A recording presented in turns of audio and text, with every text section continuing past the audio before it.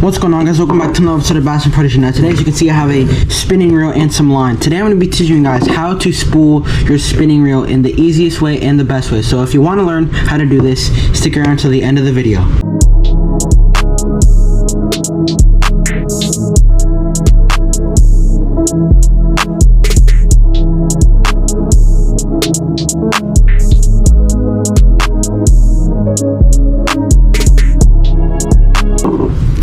Now the first thing that I like to do is look for spooling braid, because I know a lot of people, they don't know how to tie leader knots and things like this and connection knots.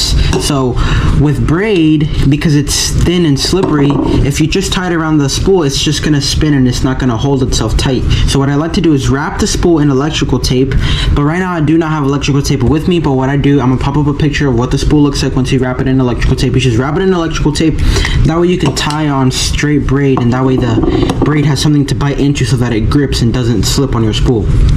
Now the other way to do this is to tie like monofilament or fluorocarbon and do like a couple reels to put some backing on there, and then you can tie your braid to it. But that's more complicated, so all I like to do is wrap the spool in electrical tape and then tie my braid. And I only ever use braid with my spinning reels. So now let's get into actually spooling the reel. Alright, so for tying the line around the spool, what I like to do is, I don't know the name of this knot, but this is the knot that you're going to tie. And this knot also works with bait casting running reels. I use this knot all the time. And I'm going to leave a link in the description to a bait cast, how to spool your bait caster, in the description. So the way you do this knot is you get your line and you bring it back like this. Okay? And once you have this tag end, you're going to wrap it around like 6 times around these two lines, just like this.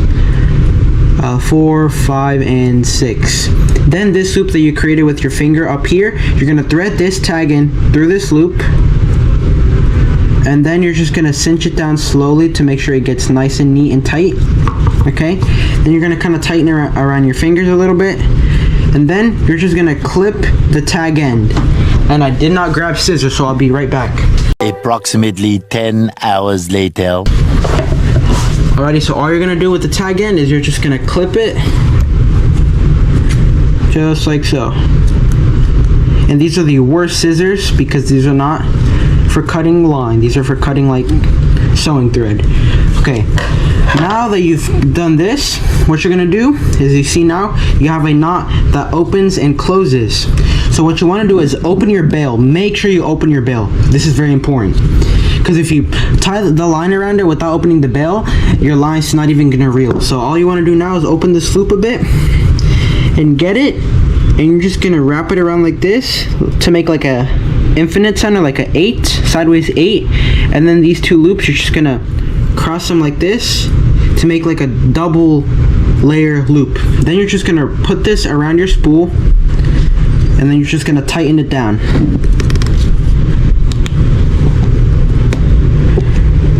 Okay, then you're gonna close the bail. I'm just gonna close the bail. And I'm spooling this line with a reel spooler. Now what a reel spooler is essentially just this tool that helps you spool your reels without having a buddy. But the easiest way to do it, and the way that I used to do, is all you do is shove a pencil or a screwdriver through the spool, have a buddy hold it like this, tight, and then you just reel. So now all you want to do from here is tighten your drag up first of all. Tighten your drag, and then you just reel. And you will do this until your spool gets full.